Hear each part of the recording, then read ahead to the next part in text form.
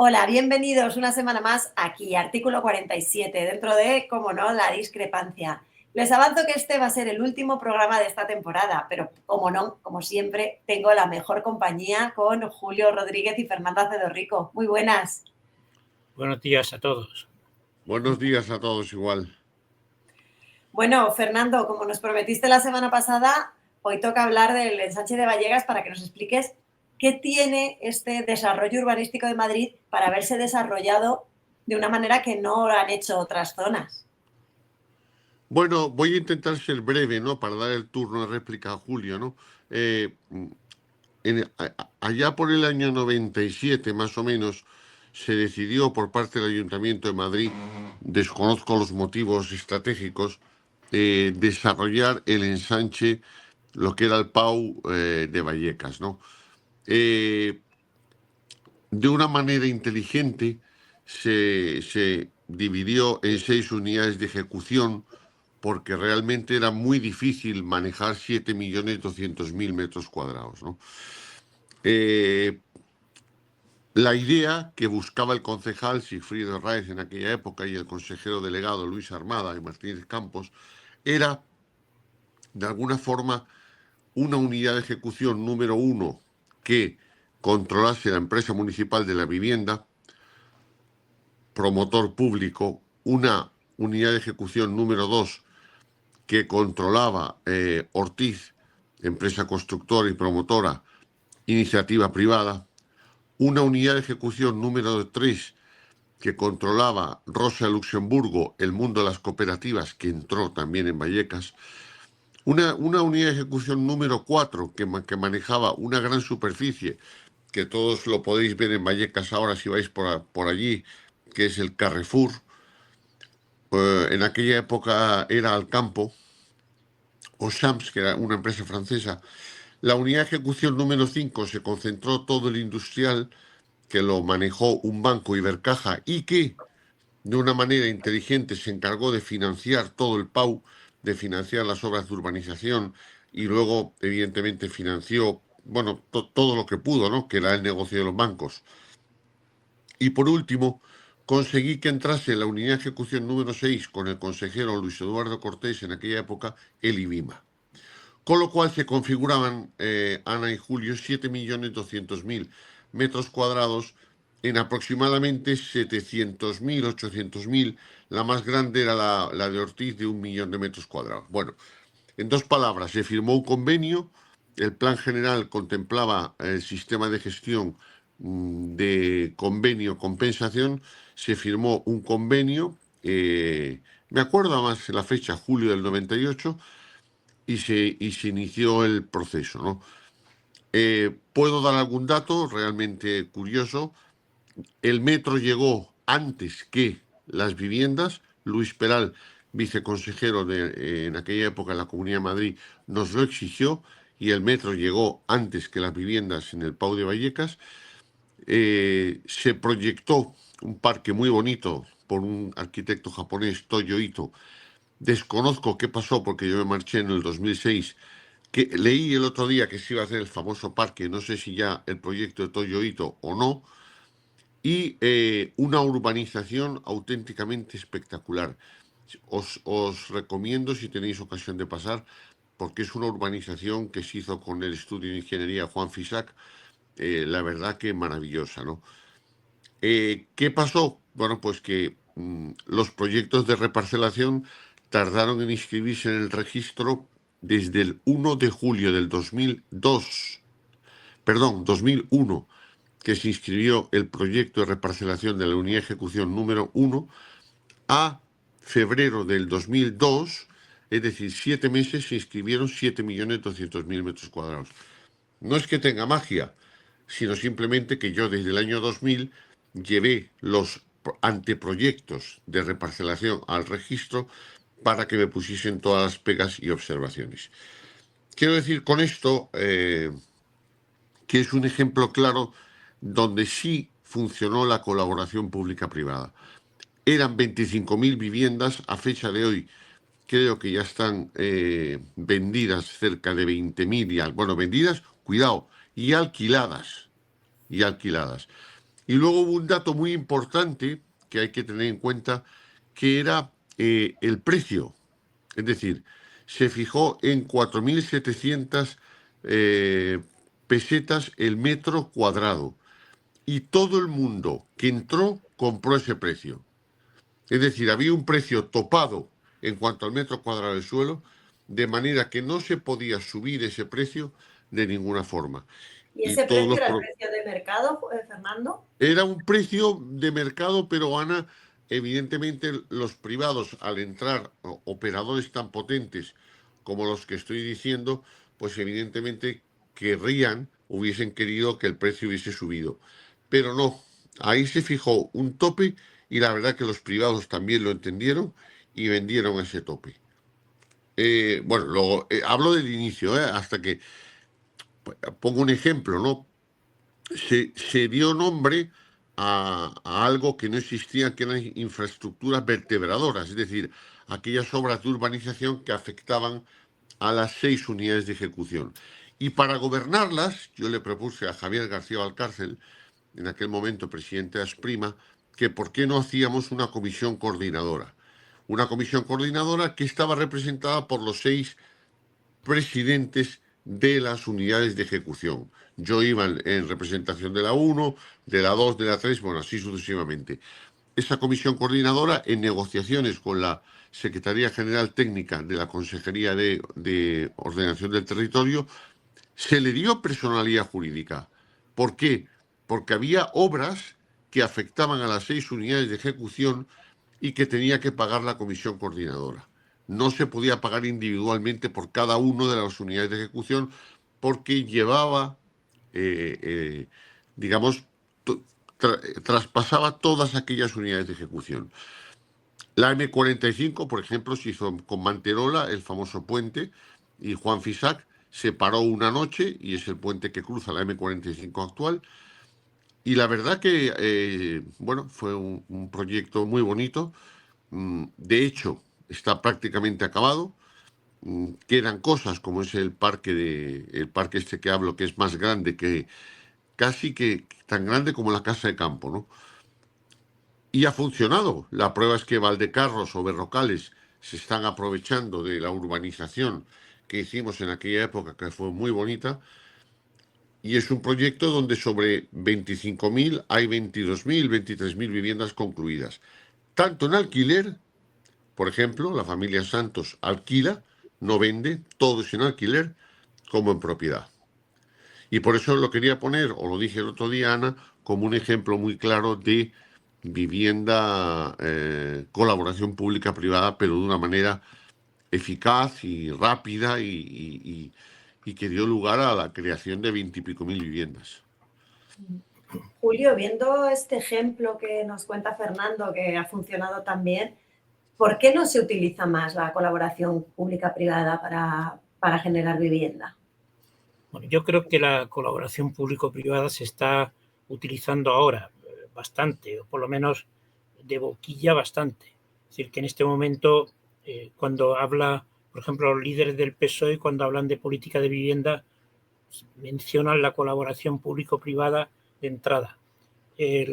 La lideresa de Madrid, Ayuso, también alude con frecuencia a la colaboración público-privada. O sea que en este momento, por lo menos, hablar de la misma, pues se habla bastante. Otra cosa es que uno entiende que con frecuencia se suele utilizar como algo que es muy favorable a la iniciativa privada, que hay colaboración pública, pero que la colaboración privada pues sale beneficiada.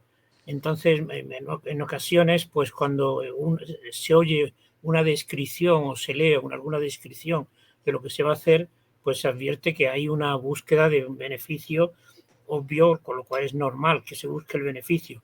Pero en algunos casos, por ejemplo, lo que pasa con el Plan Vive o con algunas iniciativas que hay en Madrid ahora, es que los precios se aproximan bastante al precio de mercado. Los precios de lo que se vende, los precios de lo que se alquila. Lo cual, con ello quiero decir que en principio no hay nadie que esté en contra de esa colaboración, pero posiblemente pues haya un poco mito respecto de la misma y también pues que probablemente bajo esta fórmula pues haya pues unos intentos de las empresas de obtener unos beneficios muy importantes.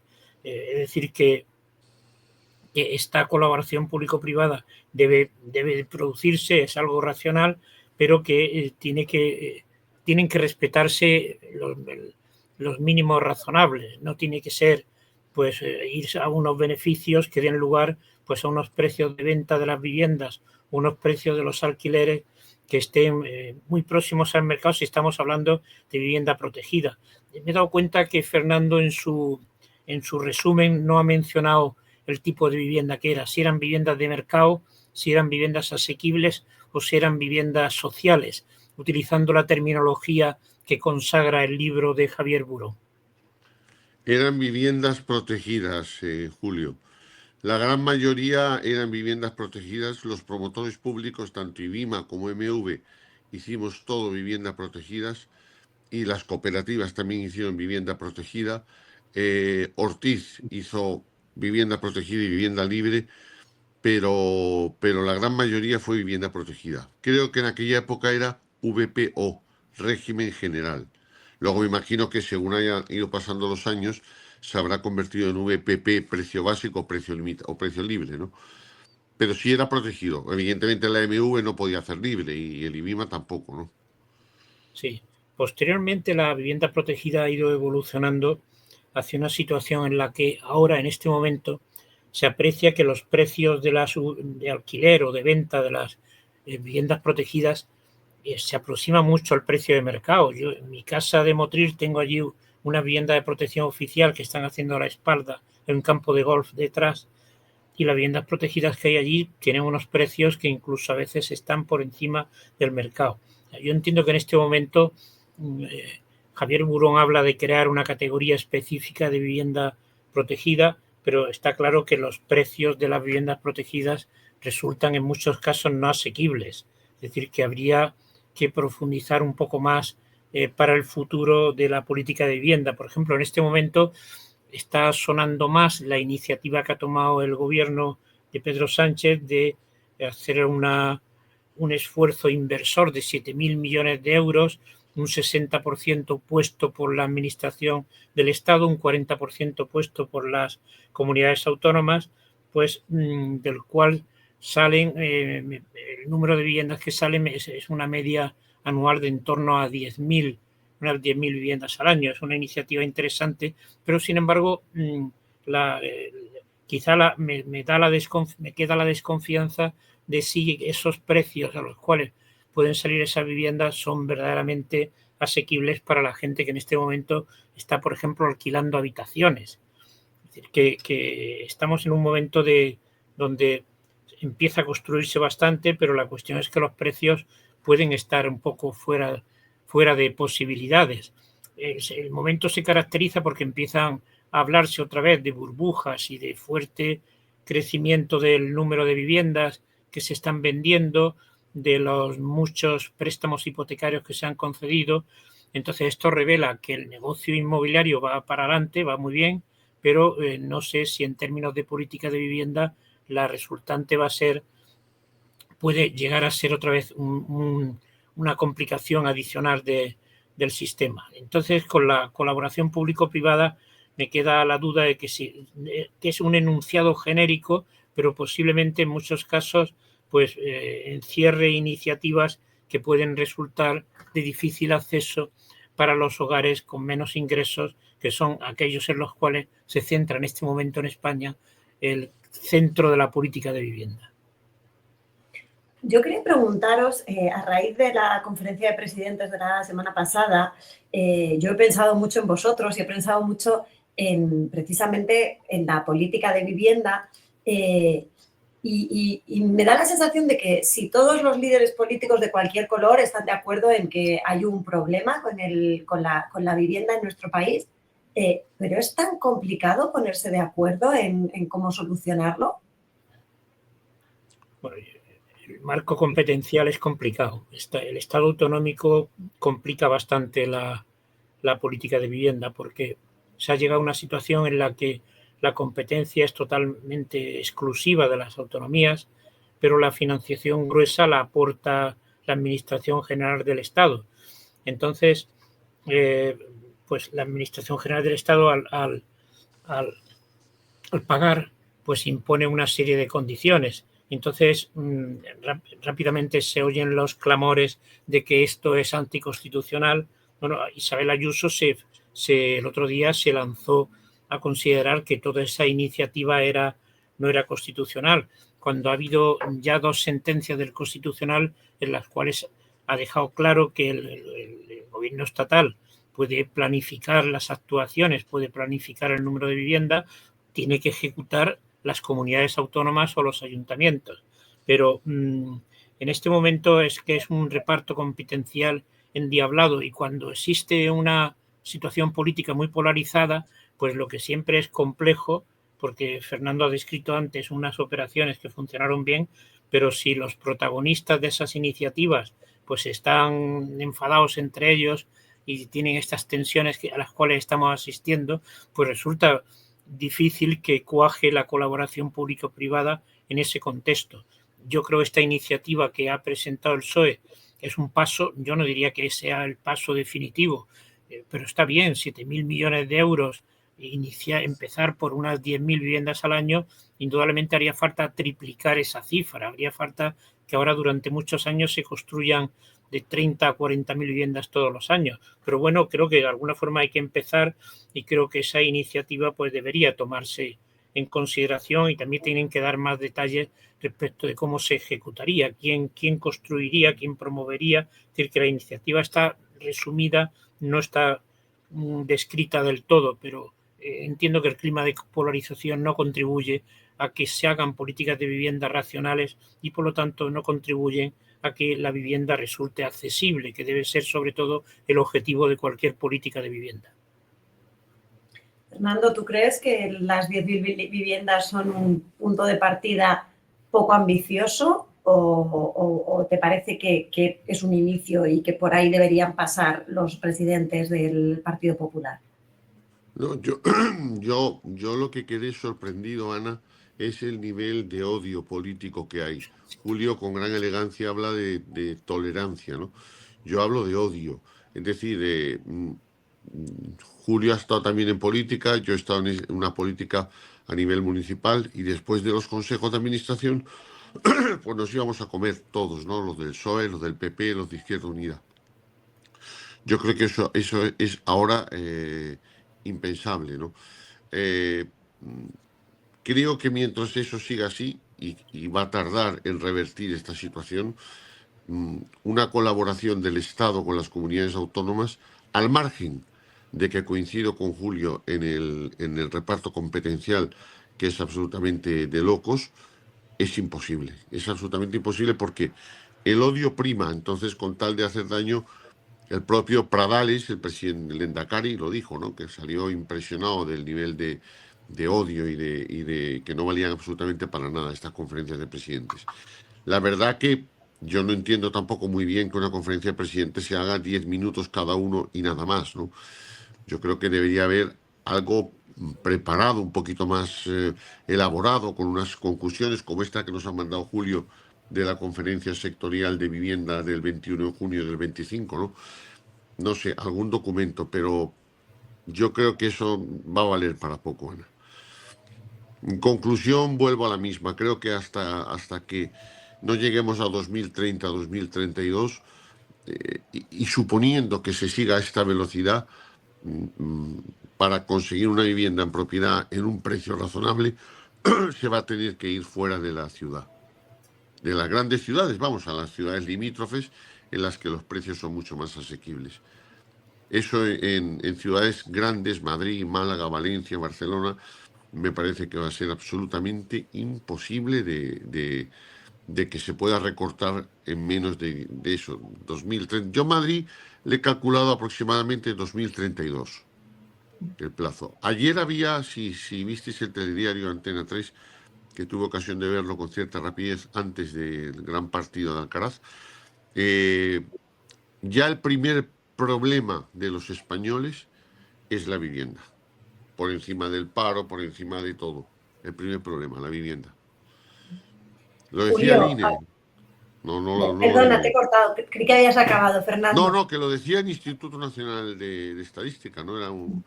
Lo tenéis en el programa de ayer en el telediario Antena 3 a la hora de comer. Julio, hablamos de que el problema fundamental de los españoles es la vivienda. Hablas de que hay un problema con la financiación, o sea, con la delegación de competencias, pero hemos hablado muchas veces nosotros en artículo 47 de que no es lo mismo la situación de una comunidad autónoma de otra. Fernando ahora mismo estaba hablando de que no es lo mismo la situación de una ciudad que de un pueblo. ¿Cómo se puede marcar desde el Gobierno nacional una política de vivienda que afecte a todas las comunidades para intentar que esto sea más homogéneo? Bueno, esta oferta que ha hecho el gobierno de Pedro Sánchez es una oferta general, es decir, abre la vía. Incluso hay un tema que me llama la atención, se apuntan a la misma el País Vasco y Navarra, cuando desde la época de Borrell se estableció que el Estado, que puesto que Navarra y País Vasco tienen un régimen foral y tienen su propia financiación para todo, pues debían de quedar fuera de los planes estatales. O sea que siempre los planes de vivienda no han incluido a País Vasco y Navarra. Y he visto que esta vez se apuntaron, es decir, que además de tener su generoso cupo, pues se apuntan rápidamente también a cualquier otra iniciativa que llame la atención. Pero yo creo que a pesar de la bronca, quedó claro que había una oferta del gobierno, que había varias autonomías que estaban dispuestas. La cuestión será si las autonomías. En este momento, respecto a este tema puntual, la cuestión está en si las autonomías del PP estarían dispuestas a participar, porque parece que las que dijeron que sí estaban dispuestas eran las dos nacionalistas, País Vasco y Cataluña. También estaba dispuesto Navarra, tres, y luego me parece que había un par de ellas más que estaban dispuestos. Bueno, yo creo que en este caso, compartiendo lo que dice Fernando de que con este clima es difícil llegar a acuerdos, pero yo creo que el gobierno del Estado debería mantener esta oferta y ver qué autonomías están dispuestas a participar. Y entonces, pues delimitar más quién va a promover, qué empresas van a ser quien promueva, si la empresa pública estatal o las empresas de las autonomías. En todo caso, habrá colaboración del gobierno estatal y habrá financiación. Y luego,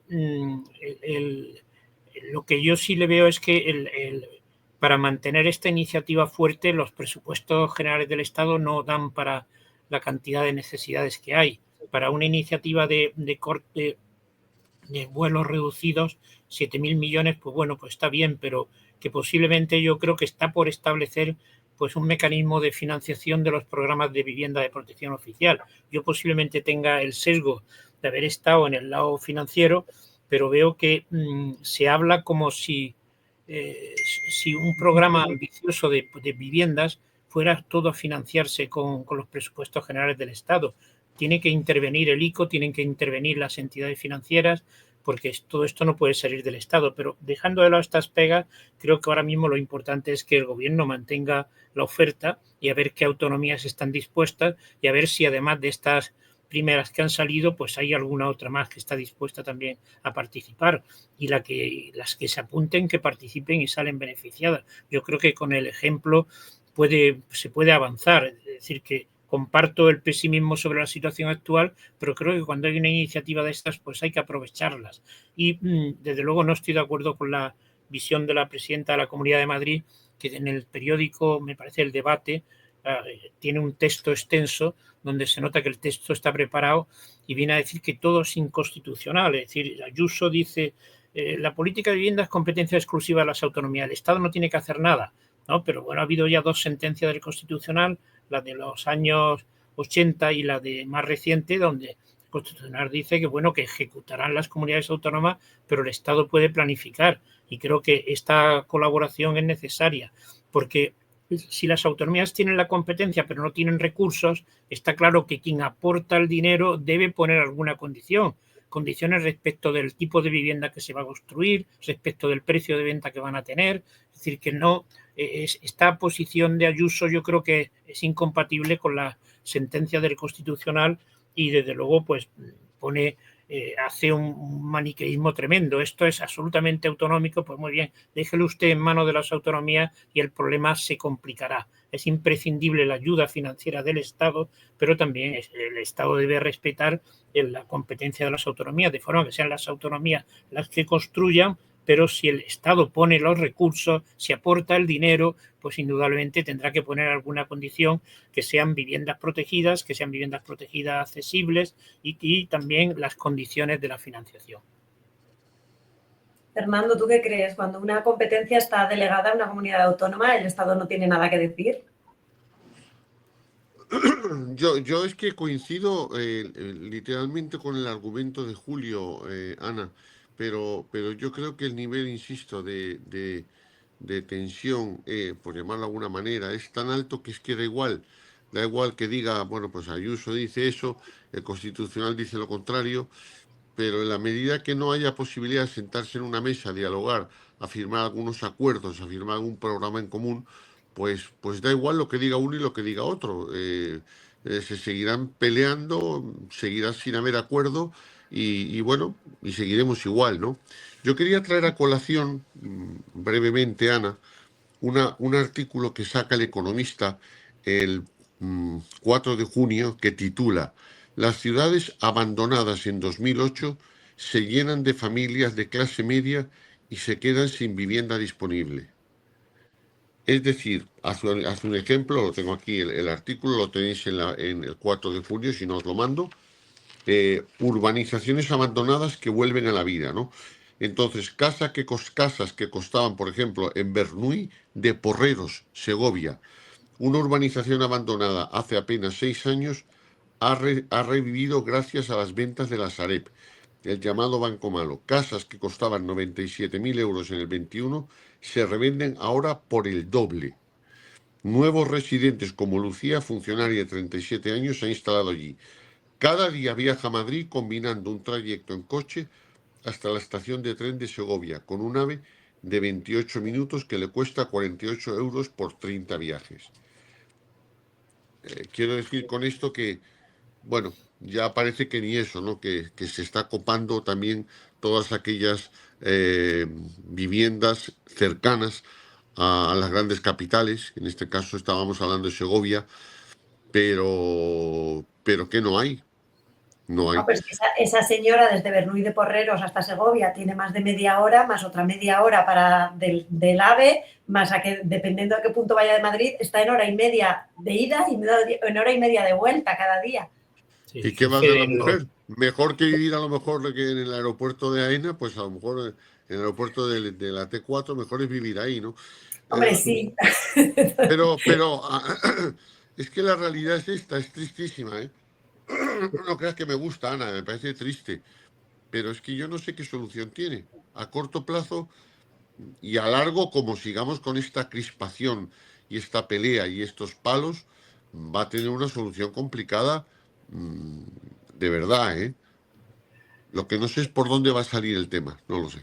Yo quiero llamar la atención sobre que ayer los periódicos, completamente El País y algún otro más que he leído, están haciendo bastante hincapié en que preguntándose, ¿vuelve la burbuja? Es decir, estamos asistiendo a una situación en la cual los crecimientos de precios son altos. La última estadística publicada es el índice de precios de vivienda del Instituto Nacional de Estadística, que en el primer trimestre del año creció un 12,2% en tasa interanual. Esta es una de las tasas más elevadas de las que se dispone desde los ya muchos años que lleva haciéndose este indicador. Luego, por otra parte, quizás en vuestra conversación habéis dejado de hablar un tema que está presionando mucho, que es el aumento de la población. En lo que va de siglo, en los 25 años de este siglo, la población española ha aumentado en más de 8 millones y el número de hogares ha crecido en más de 5 millones. Todo esto es demanda de vivienda y el origen tiene un componente de inmigración muy alto que está ocupando empleos, sobre todo en el sector turístico. Entonces, hay más crecimiento económico, hay más empleo, este empleo viene de fuera y esta gente necesita vivienda. Luego, en este momento, no me extraña que todo lo que quedara vacío en la burbuja anterior, pues ahora se esté rellenando, porque es que no se entiende lo que está pasando si no mencionamos este dato, este crecimiento importante del número de empleos. Por ejemplo, la estadística continua de población del INE saca que en el año 2024 en España se crearon 183.000 hogares y se terminaron algo menos de 100.000 viviendas, aunque se están iniciando más. Bueno, entonces esto está claro que este desfase entre crecimiento del número de hogares y crecimiento del número de viviendas, esto se traduce en un aumento del déficit. Esta situación es explosiva. Por una parte, los medios de comunicación, y el artículo que ha citado Fernando y otros más que aparecen bastantes de ellos, por cierto, en El Economista, se nota esa satisfacción. O sea, se nota que nuestro activo se está revalorizando, o sea, que hay una satisfacción. Es la típica conversación de sobremesa. ¿Cuánto vale esta casa? Es que ya vale muchísimo. Se nota una satisfacción burguesa tremenda, esa satisfacción por el alto precio de la vivienda que ya se ha producido en España en otras ocasiones. Pero, sin embargo, esto es una maldad para quien lo está pasando fatal, porque cuanto más caras son las viviendas, mucho más difícil son de acceder para la gente que tiene necesidad, y entonces la satisfacción de unos es simultánea con que por otro lado aparezca el CIS, que es el que dice que el primer problema que tienen los españoles es la vivienda, y está claro que por el camino de la especulación, por el camino del aumento de precios, el problema se va a complicar. Incluso ya hay algunos de estos medios de comunicación que aluden a que el propio Banco de España está mostrando preocupación y empieza a ejercer un cierto control de los datos para ver si en un momento determinado no habría que poner un poco de control, o por lo menos dar una pauta a los bancos. Yo fui testigo, porque estaba dentro entonces en el sistema financiero, de cómo el Banco de España dijo que hay que hacer unas provisiones muy altas, y luego pues no se cumplieron las provisiones y hubo pues un pinchazo de burbuja apoteósico. Por cierto, que el gobernador del Banco de España de ahora, Escrivá, que entonces trabajaba en el servicio de estudios del BBVA, salió con una contundencia propia de su carácter diciendo: no hay burbuja. En España no hay burbuja, menuda burbuja.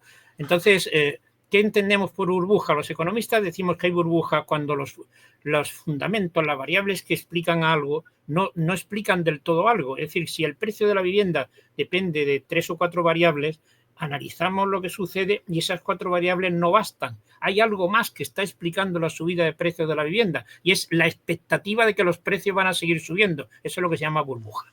Entonces, esto no creo que se haya llegado a esa situación, pero hay indicios de que en algún momento hay ya, pues hay un clima, ese clima de la sobremesa, contar cuánto vale la vivienda. Esto revela de que otra vez estamos montados en la ola en la cual todo el mundo está satisfechos los promotores, satisfechos los que trabajan en la construcción, satisfechos los dueños del suelo, y sin embargo el país sufre unas consecuencias que han tenido impacto en la política estatal. El proceso de Cataluña no hubiera tenido lugar sin el pinchazo de la burbuja del año 7 y el año 8. Es decir, cuidado con las consecuencias políticas de un nuevo pinchazo de burbuja. No quiero decir que estemos en puertas de ello, pero indudablemente hay indicios, y sobre todo suscribo esa preocupación del Banco de España por controlar y conocer bien qué es lo que está sucediendo. Fernando, ¿tú ves indicios de burbuja inmobiliaria? Yo veo yo leí ayer ese artículo que dice Julio, que es El País, donde decía que se estaban financiando ya 80, 90 y hasta el 100% del precio de las viviendas. Es decir, que se estaba en la época, como en la época de la burbuja. Pero Ana, yo a modo, y al ser, perdón, y al ser el último programa, a mí lo que me preocupa es el conflicto social. Yo coincido con Julio que se ha llegado a ese punto de conversación de sobremesa burguesa, de que el promotor gana, el comprador compra para especular y ganar más dinero. Yo coincido completamente con él, pero sin tener en cuenta aquellas personas que realmente necesitan una vivienda y que no pueden acceder a ella.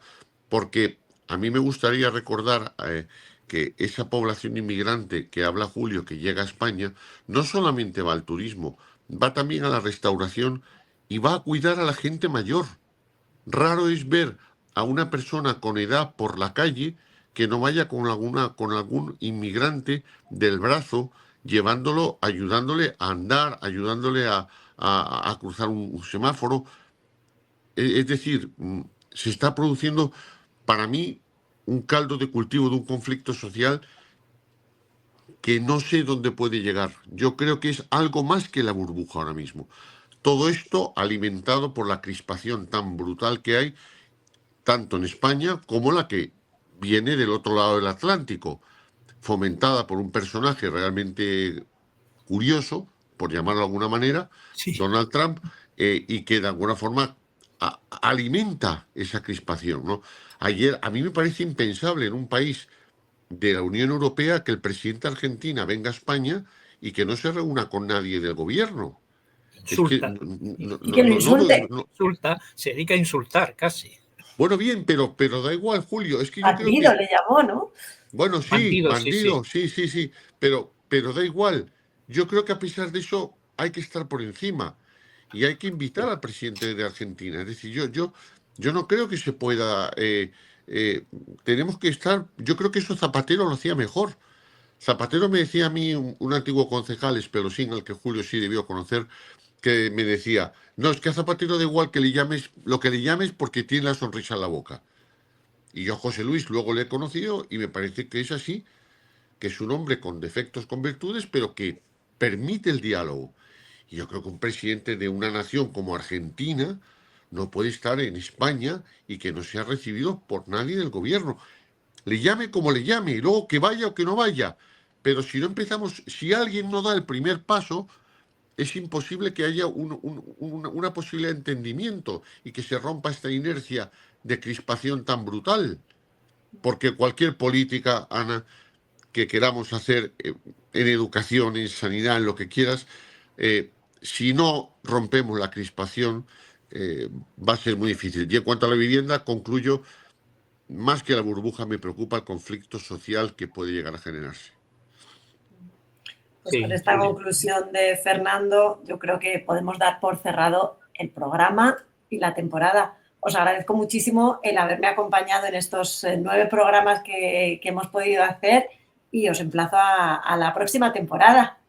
Esperemos que haya menos crispación cuando nos reunamos otra vez, la próxima Yo lo vez. espero, aunque no lo... O sea, lo deseo, aunque no lo espero. Porque hoy solo faltaban las imágenes del ejército norteamericano, la Guardia Nacional, entrando en Los Ángeles para atacar a los manifestantes por las expulsiones masivas que están teniendo lugar.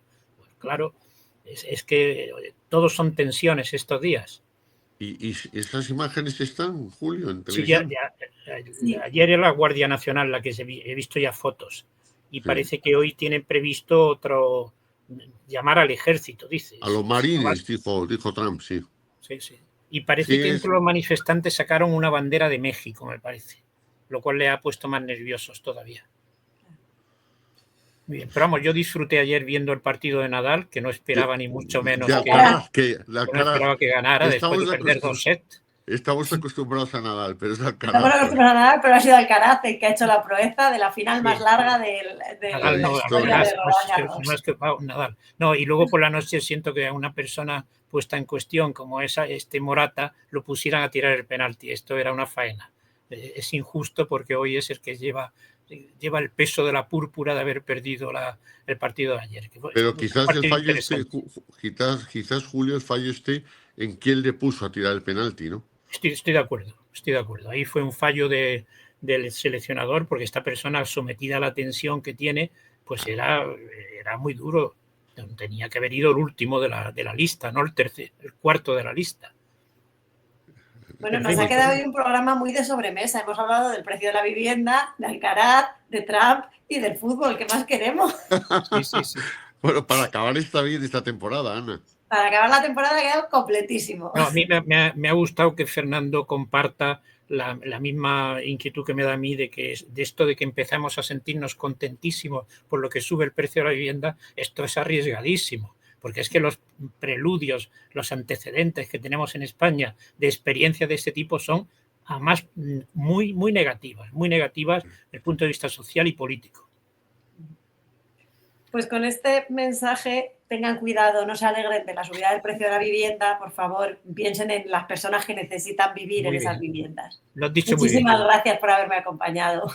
Gracias. Muchas gracias a los dos también por haber compartido esta temporada. Y a todos vosotros, espectadores de La Discrepancia, gracias por estar ahí. Os prometo que volveremos pronto.